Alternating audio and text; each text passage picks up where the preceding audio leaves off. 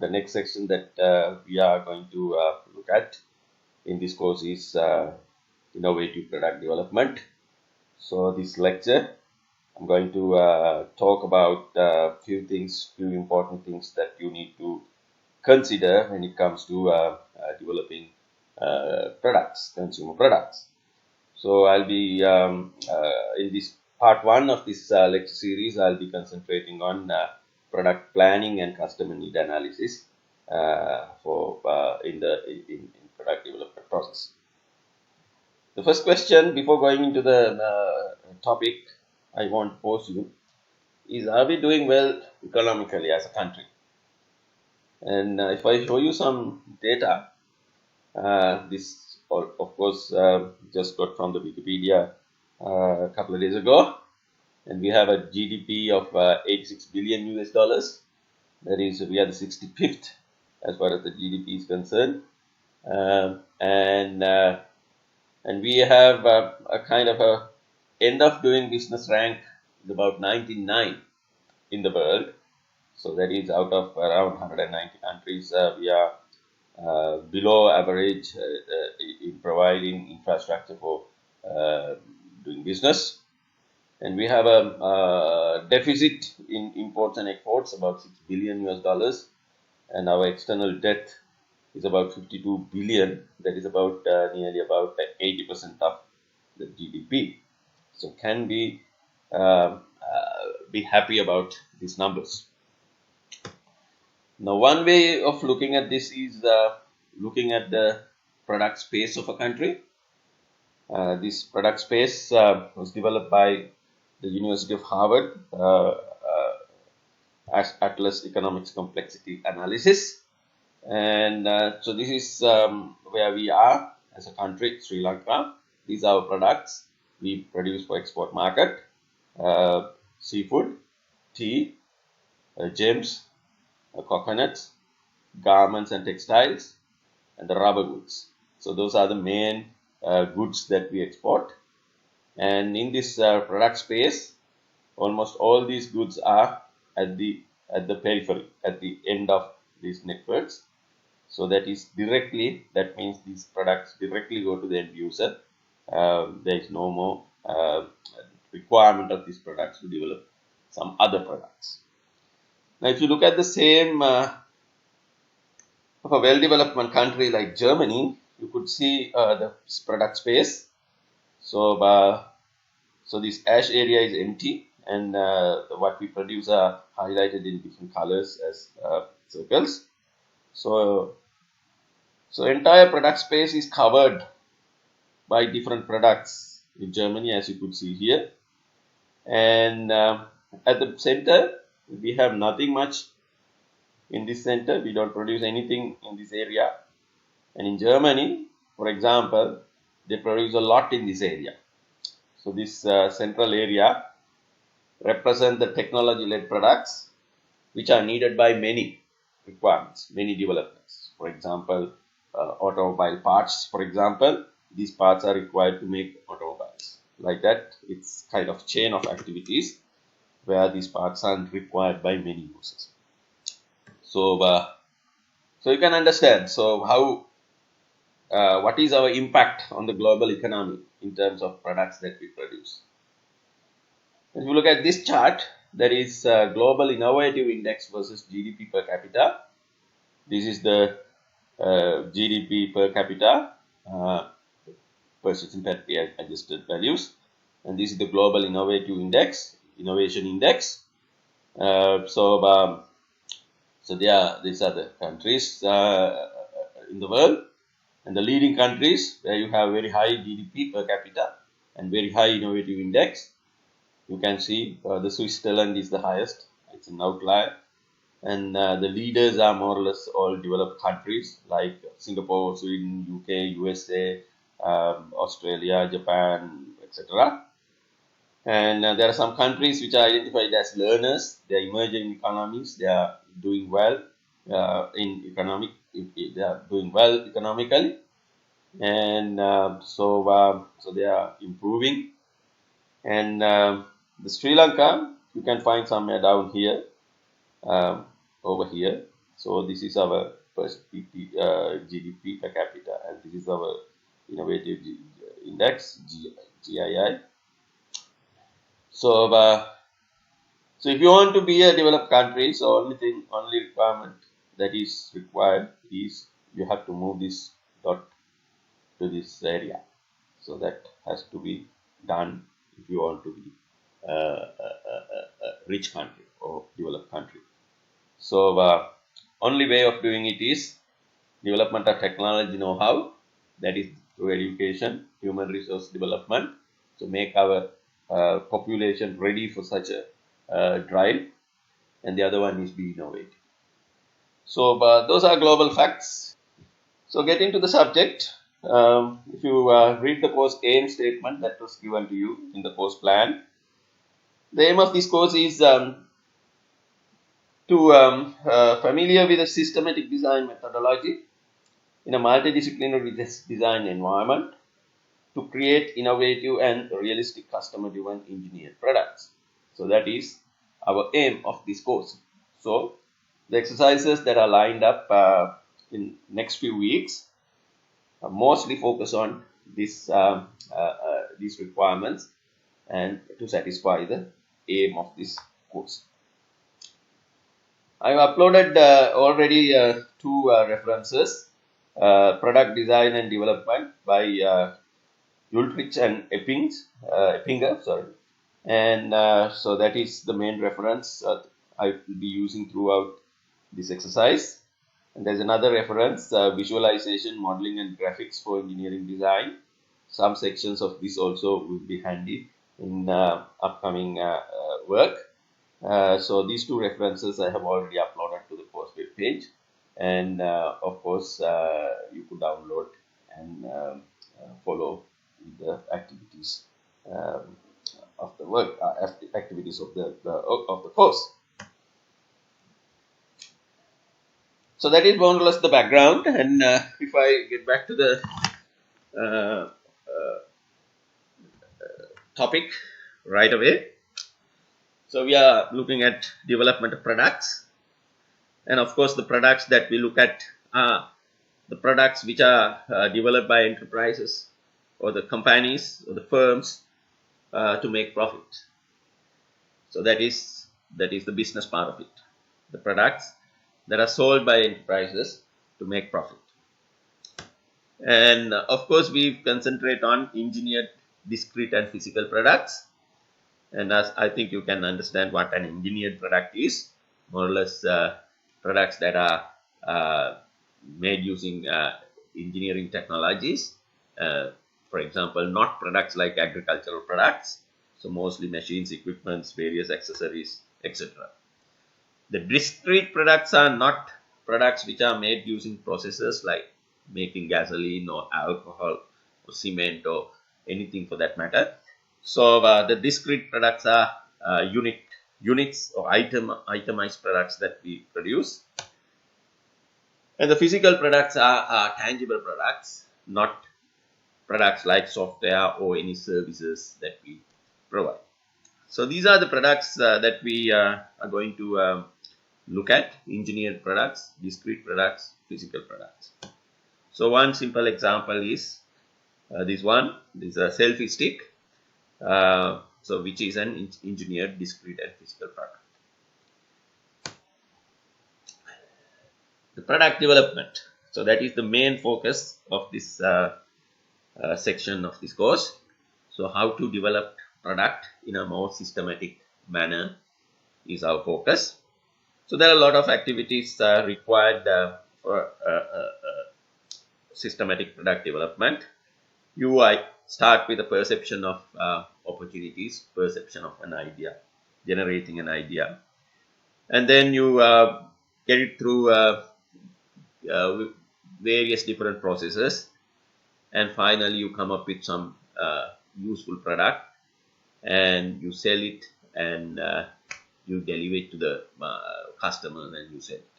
So we are going to look at the scientific approaches in the product development process.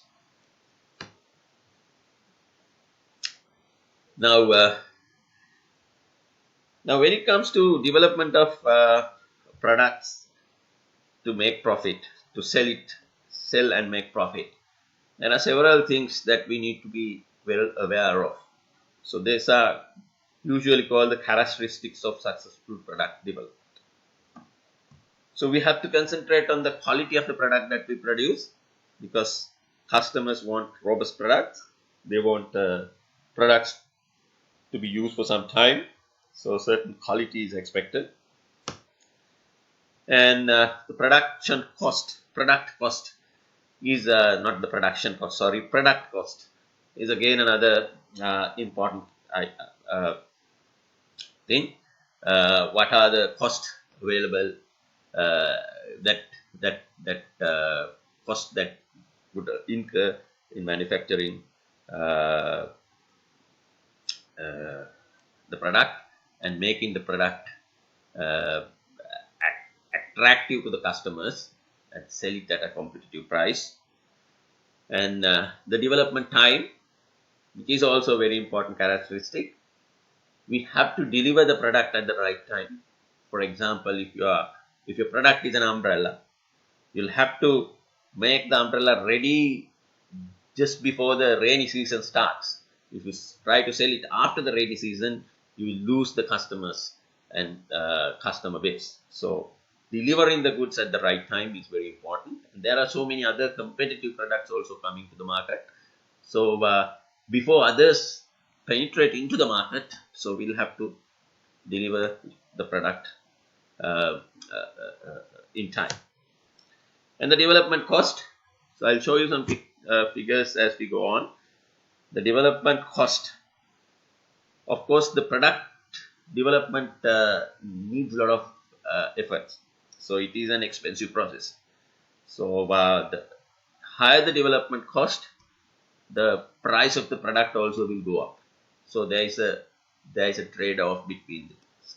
So, you'll have to see how the development cost could be reduced so that the end product can be priced at an attractive price. And the development capabilities of the organization, that is also important, because usually when a product is launched, you have to continuously improve this product and provide different versions of this product as we go on. So, the continuous improvement and giving different versions of the product is important. So, we'll have to look at those aspects also, whether we are capable of keep the customers intact with various different modifications as we go on. So, those are called 5 dimensions which assess the performance of product development effort. So, so these are something that are important to look at right from the beginning. Now, we have different types of products. Some products are market pull products, where the market brings the ideas. The people say, I need something like this. And there are some products which are called technology push products, where when a technology is emerged, you produce goods using that technology. For example, digital cameras. So, we used earlier 10 years ago film cameras, but with the development of digital infrastructure, the people wanted the technology pushed the manufacturers to move from the film cameras to digital cameras, and in fact that the customers attracted that very well. The platform products like computers that we build on a certain technology platform, and customized products where we customize the product for certain specific needs of customers. And there are high risk products where you need to put a lot of effort on making the product. Usually the product development cost is huge, but if something goes wrong, or everything goes to waste. For example, spacecraft like that, if it burst at the launch, everything is gone. So, they are high risk products. And there are some quick build products. So, you have quickly, when technology is emerged, you'll have to quickly go send it to the market before some other developers penetrate the market. And there can be some complex systems like or automobiles or aeroplanes where there are so many components uh, required to make the product. Uh, so those are the different type of products, and so different type of products may need slightly different approaches in developing the products. So if you look at the exhibit 2.4 in page number 19 in the first reference, that is product development textbook, you would find some more information about these different types. That is about the product. And when we move on to the development of products, of course, the product development is done by an interdisciplinary team. So this is an interdisciplinary team activity. So one person hardly can develop a reasonable, acceptable product. So it's a team effort. So you have to have a group around you, team around you with different expertise, multidisciplinary or interdisciplinary expertise to contribute to the success of the development process. So this is a group exercise. So from here onwards, we are going to do this activity as a group activity. So each and every group is a product development team. So the collection of individuals developing a product forms a project team. So you are a project team for that. So, and there are three functions central to product development projects. One is the marketing. You need the marketing expertise to successfully develop products. The marketing team brings up ideas. They bridge the gap between the technology team and the customers. They communicate between the firm and customers, and they bring up customer needs, ideas, and they recognize market segments, and of course they give some inputs about the price of the product and various other things, and also they will do some marketing once the product is ready, including the launch of the product. And then the design. So of course the design is very important. So you'll have to incorporate the technologies and come up with some state-of-the-art product. So there has to be engineering design involved, multidisciplinary engineering design, mechanical, electrical, software, etc. And then there has to be an industrial design aspect. There is the acceptance. That is very important for the acceptance of the product by the customers. So mostly the appearance, the aesthetic aspects of the products, and the usability or the how easy the product can be used. That is ergonomic aspects of the product, and of course the user interfaces and etc. And finally the manufacturing functions. So whatever you design need to be manufactured at a reasonable cost, and manufacturing is more or less like we had to manufacture in large numbers.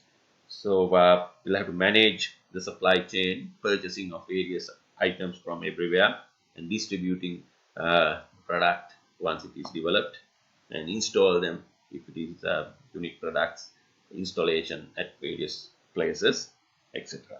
So those are three important functions central to any development project. So in your group, you'll have to concentrate on marketing, design, and manufacturing. So you have to develop some expertise in marketing. You have to develop some expertise in design, in the, engineering design. Of course, you have already given some insight into engineering design. So we, in this engineering program, concentrate mostly on engineering design. And of course, you have to concentrate on the manufacturing aspects. If you come up with something which is very expensive to manufacture and it's very difficult to manufacture, then that product cannot be produced in mass scale and sent to the customers. So during the development stage, you'll have to look at the manufacturing aspects also. So in general, the product development team, we can categorize into core team and extended team. As you can see here, the central part is the core team. So this is the core team. So in this core team, you have manufacturing engineers, mechanical engineers, industrial engineering, professional marketing professionals, purchasing specialists, technologists, and various other people. So the team that are formed, teams that are formed for this course, that is your team, you could consider it as the core team of this product development exercise that you're going to carry out. And these core teams are usually small teams which can be get together and discuss and proceed with the development process. And there can be extended teams outside this core team, can be many members, dozens, hundreds, or even thousands of members who could contribute to the development of these products, like even including customers. So your group is the core team, core development team of the product assigned to you.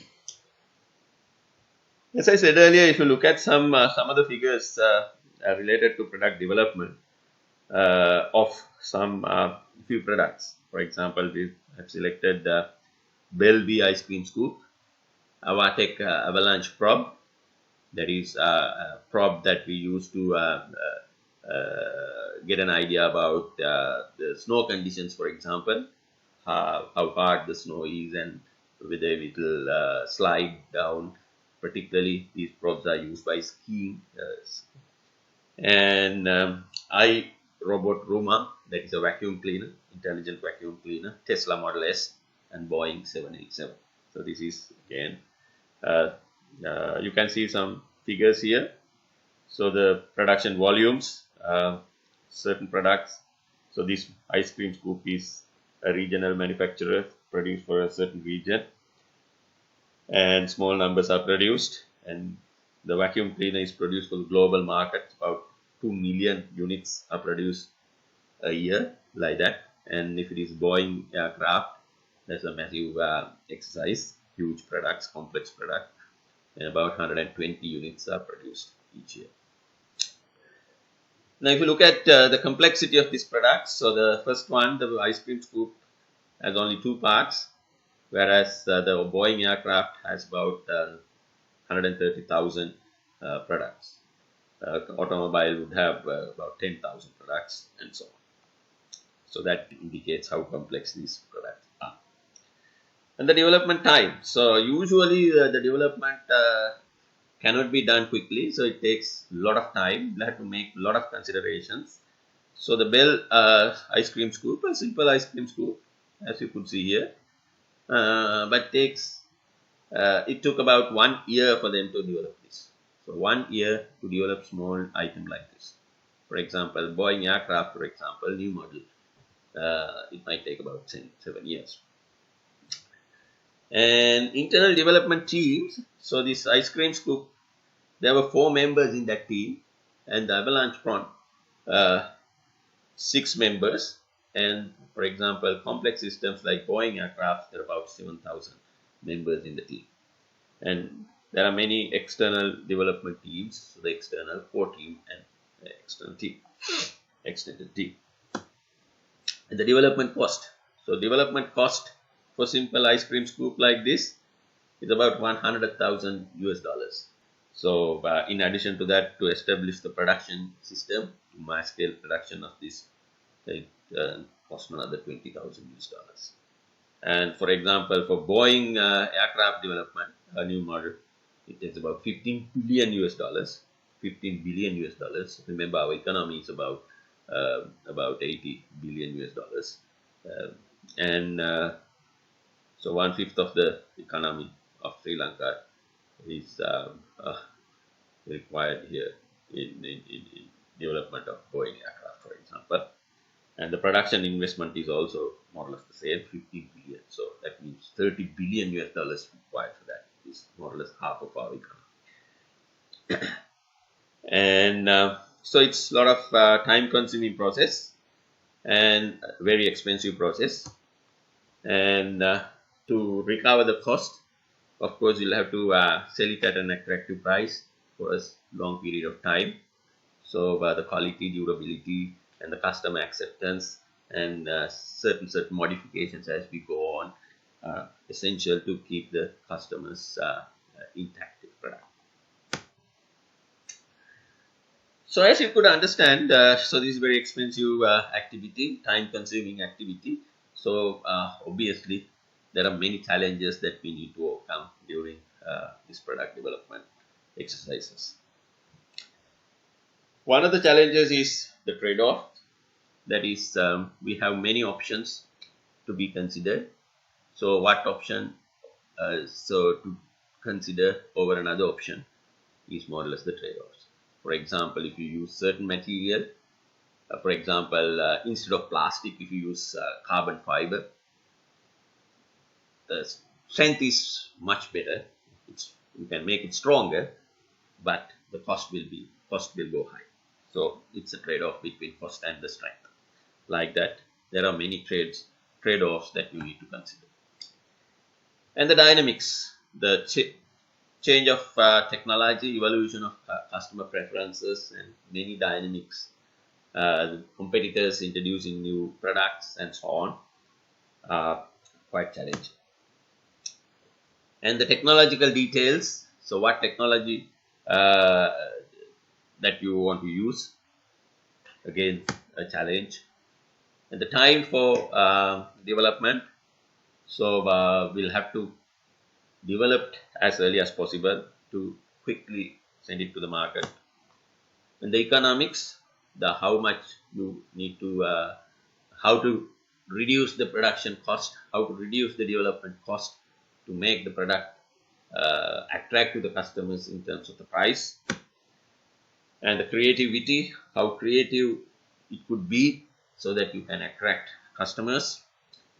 And the satisfaction of the society, that is very important, that how to what extent the customers would satisfy with this particular product. So that depending on that, of course, you can sell it for many years like that. And the team diversity, the selection of the development team, so the many expertise are required. So picking the right people into the team is also very challenging, and keeping the team spirit intact for a long period of time, like at least 1 year, is again a challenging task. So these are the main challenges that you need to overcome. So all these challenges are relevant to your projects also. So you'll have to make decisions with justifications overcoming these different challenges. Now, if we concentrate on product development process, of course, as you can see here, there are several activities that we do in the product development process. We do some planning initially, and then we develop concepts, and we do a system level design and holistic approach, and then we do a detailed design of each component, and then we test the product and make necessary fine tuning, and then we establish the production, train individuals, and start manufacturing in mass scale. Now, obviously, this exercise begins with many considerations. You initially consider many solutions, look at many opportunities, many challenges, etc. And then you come up with something called project mission statement, so which specifies the target market of for the product, and the business goals, the assumptions and constraints, and various things. And then with the mission statement, you come up with several alternative concepts to for the product. And then as we go on through different processes, we narrow down these different alternatives and come up with the final one single product. So that is basically what is expected in the development process. So if you look at exhibit 2 in page 14 in the first reference, you will find some more information about this product development process, the role of various key functions like marketing, design, and manufacturing in various different processes you could find. So these different activities that we perform during this product development process are called phases of the product development. The phases of product development process. So phase 0 is the planning, that is identification of opportunities, assessment of technological developments, market objectives and things like that. And the phase 1 we look at the concept development. So we look at the market needs and alternative product concepts, evaluate different alternatives, and come up with several few solutions for realize the concept. And then we move on to the phase 2, that is system development design. So you identify different subsystems within the final product and the components, and you define the architecture of the product. And in phase 3 we do the detailed design, where we can we concentrate on each and every component of this design, each and every component of the product in detail, do some engineering technical analysis to make sure that each and every component would perform in the way that you want. And then we develop product in the phase 4, we develop prototypes, and then we test prototypes, and we recognize certain deficiencies in these developments, and we add new features or solutions to these deficiencies, and finalize the product. Of course, I think you're quite familiar with alpha versions and beta versions of software, at least. So the beta version of software, like that. So in products also, you release alpha versions, beta versions, and so on, for people to look around and play around and identify the shortcomings or the deficiencies of the product, and then include them, refine the product by considering this feedback to get the final product. And phase 5 is the last phase, that is product ramp up, where we develop the production system for mass scale production of the product, and at the same time training workforces and things like that would happen at this stage. So the product development process you can look at in 3 different ways. One is, of course, a kind of a many-to-one approach. So you start with many solutions and you converge to one final solution as we go on. And you can look at it as an information processing system. You gather many information at the beginning and you process this information in a scientific manner to come up with one final product. Or you can look at it as a risk management system, where you look at many opportunities at the very beginning. So there are a lot of uncertainties involved, many risks involved in various different options that you consider. So you resolve these uncertainties and come up with some idea at the end, which will have a very minimal risk. So the product development process you could look at as a many-to-one approach, information processing system, or risk management system. So this having a scientific method for product development is very important, because it helps in quality assurance of the products that we make, which is very important to keep the reputation of the product. And it will help us to coordinate various different activities easily, because it's a well-established procedure. So everything is documented, established. So coordination work would be easy, and it will help us to improve the product, because everything is documented and clearly spelled out. So whenever you want some information, you can go find and make necessary changes. And it will help us in the process of management. So you could there is a set procedure. So each and every individual in the team is assigned with certain tasks. So therefore, the management is easy. And then it will help us to plan out activities easily. So we can list out the milestones and activities, achievements, etc. And you can plan out activities well if you have a set procedure for this product.